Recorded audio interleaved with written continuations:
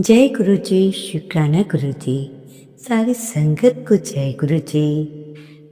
संगत जी, शुक्राना सिर्फ तब ही नहीं जब सब अच्छा हो रहा हो तब शुक्राना करना चाहिए, परंतु जब वक्त मुश्किल है तब भी गुरु जी का शुक्राना करना चाहिए।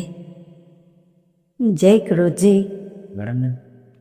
घर घर में विराजो मेरे गुरु जी, विघ्न हरो हमारे प्यारे गुरु जी।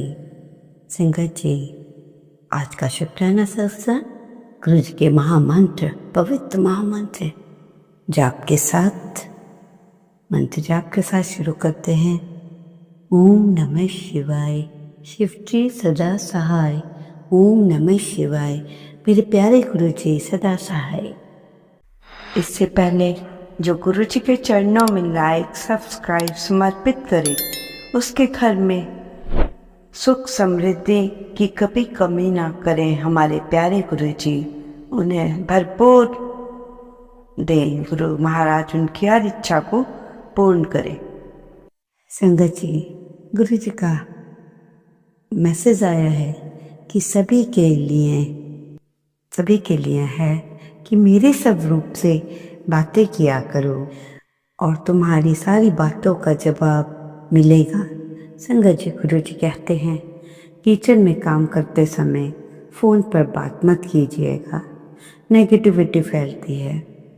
जब भी किचन में काम करो, या तो अपने आप मंत्र जाप करो या मंत्र जाप चला दो।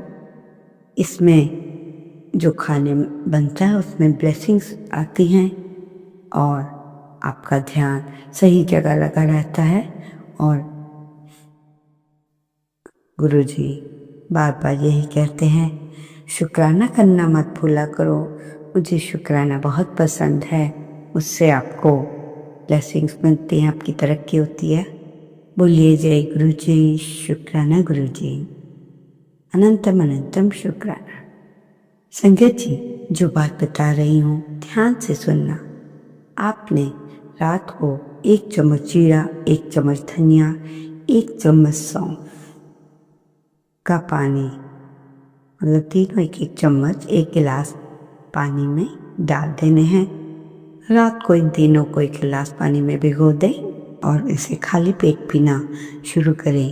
रात को इन चीज़ों को 1 गिलास पानी में जब भिगोएं, ये पानी आपकी नसों में जमी गंदगी को साफ करता है और कोलेस्ट्रॉल को ख़त्म करता है। शरीर की जमी गंदगी साफ होगी, कब्ज की समस्या खत्म होगी, पाचन में सुधार होगा। एक सुबह जो गिलास में तीनों चीज़ें मिलाई गई हैं उसे सुबह उबाल कर छान कर पी लें।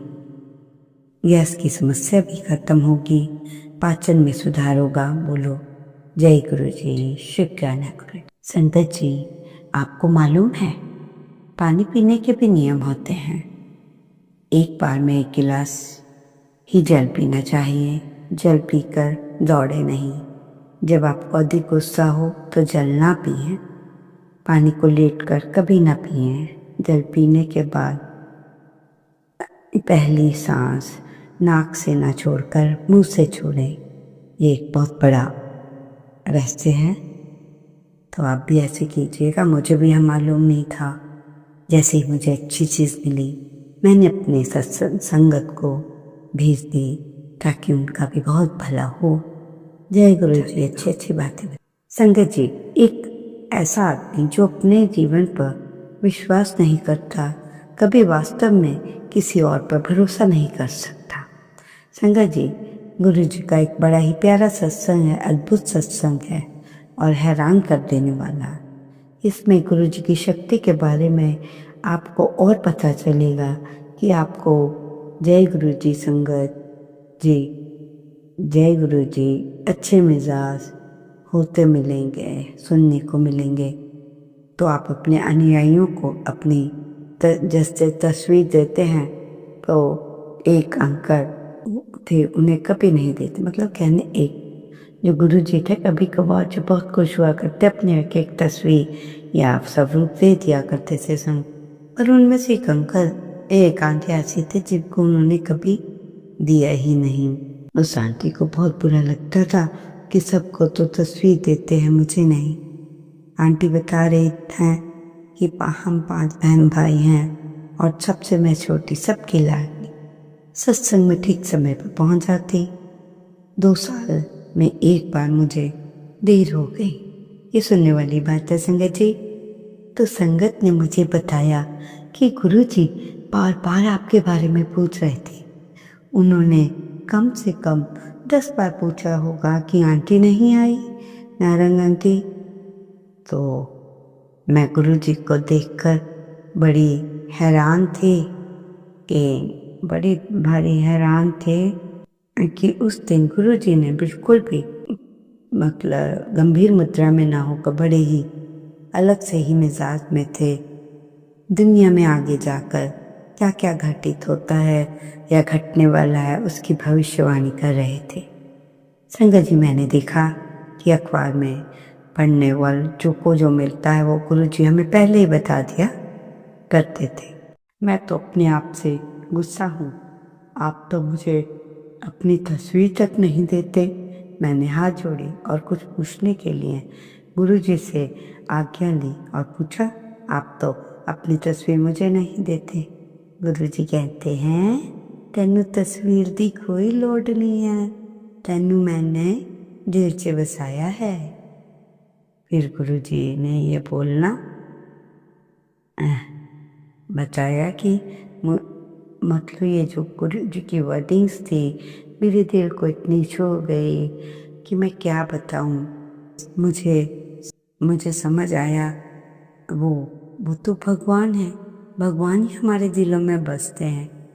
ये कहते हुए गुरुजी ने अपनी छोटी सी तस्वीर उसे दे दी आंटी को। बोले, जय गुरुजी, शुक्राना गुरुजी। संगत जी, गुरुजी कहते हैं किसी को बुरा बोलने से तुम खुद बुरे हो जाते हो क्या? संगत जी, तुम लोग सभी से बहस नहीं कर सकते। कुछ लोगों से तो ना लड़ना ही उनके जीतने की तारा होता है। वो चुप रह कर भी मतलब उन्होंने कितना भी कुछ कह दिया, वो बरसात में उस कीचड़ की तरह होते हैं जो खुद तो मैला होते हैं, लेकिन तुम अपने पैर जो तुम्हारे हैं तुम्हारे ही मन पर छींटे आते हैं। इसलिए समय का इंतज़ार करो। बरसात चले जाने के बाद कीचड़ भी अपने आप गायब हो जाता है। तो बहुत गहरी बात है इस सत्संग में। कोई कुछ कहे चुप रहो, उसका जवाब खुद देगा समय।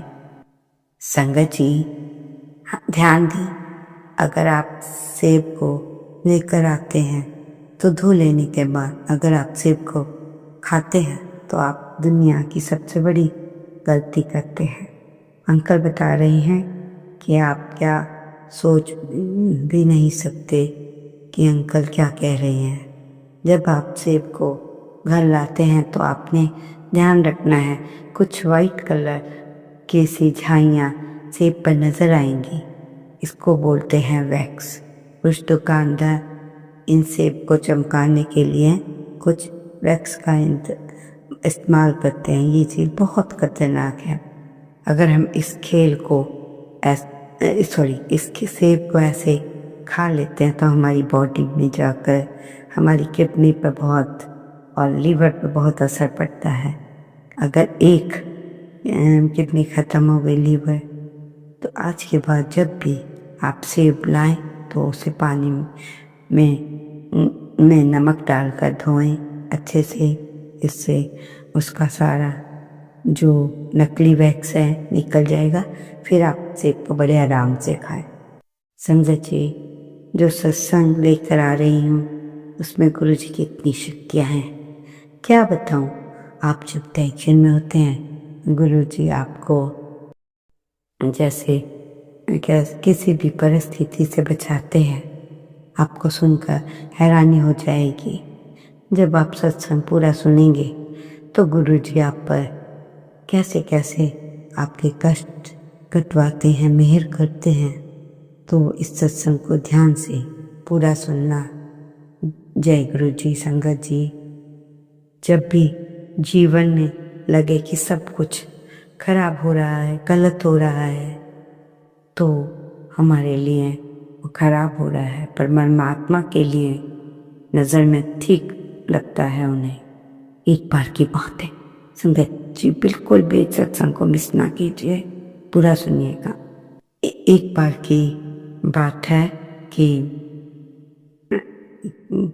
एक अंकल थे, उन्हें अपनी जॉब छोड़नी पड़ी थी किसी कारणवश। तो उनके जो एक सेल्समैन अंकल थे, बड़ी ही मेहनत करते थे, जॉब कर रहे थे और भगवान का सच्चा भक्त उन्हें कहा जाता था। तो शंकर आया, भगवान की पूजा किया करते थे, भगवान का शुक्राना किया करते थे। पोस्ट भी बहुत अच्छी थी, सैलरी भी बहुत अच्छी थी। इस सब अच्छाइयों के होते हुए भी उनसे लोग जेलस किया करते थे। कुछ लोगों ने उन्हें परेशान करना शुरू कर दिया। अब तो उस कंपनी को छोड़ना चाहते हैं। उन्हें एक बार ड्रीम में कंपनी भी दिखाई दी, जहाँ पे उन्होंने अप्लाई किया और पूछा कि मतलब ऐसे कंपनी भी दिखाई, ड्रीम में है, सपने में, सच में नहीं। तो कंपनी दिखाई दी और वहाँ से कॉल आता है। फिर से भगवान का शुक्राना करते हैं, थैंक यू गॉड, आपकी वजह से मेरे पास कॉल वापस आई है, इंटरव्यू है। बहुत खुश होकर घर जाता हूँ और जल्दी से इंटरव्यू की तैयारी कर लेता हूँ और सोचता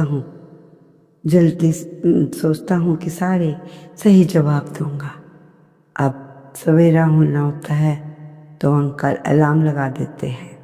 अंकल अलार्म 5 बजे का लगाते हैं, पर वो अलार्म बजता ही नहीं। और उनकी जब 7 बजे नींद खुलती है, जल्दी जल्दी में तैयार होते हैं, बाइक को स्टार्ट करते हैं, पर बाइक भी स्टार्ट नहीं होता।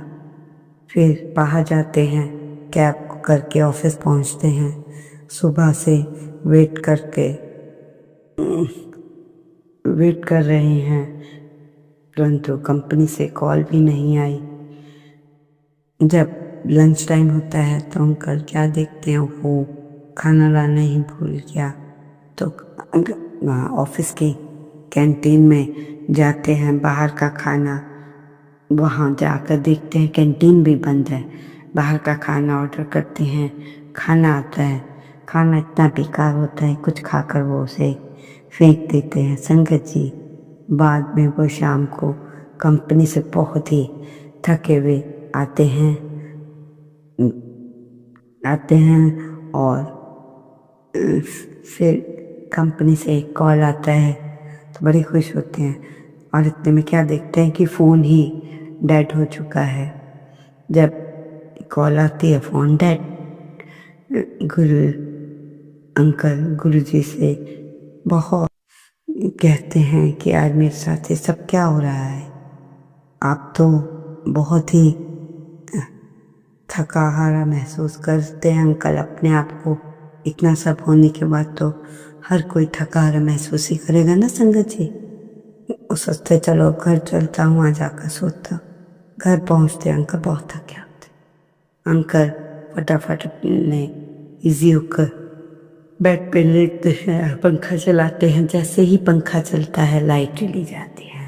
संगत जी देखिए, एक के बाद क्या क्या उनके साथ हो रहा है।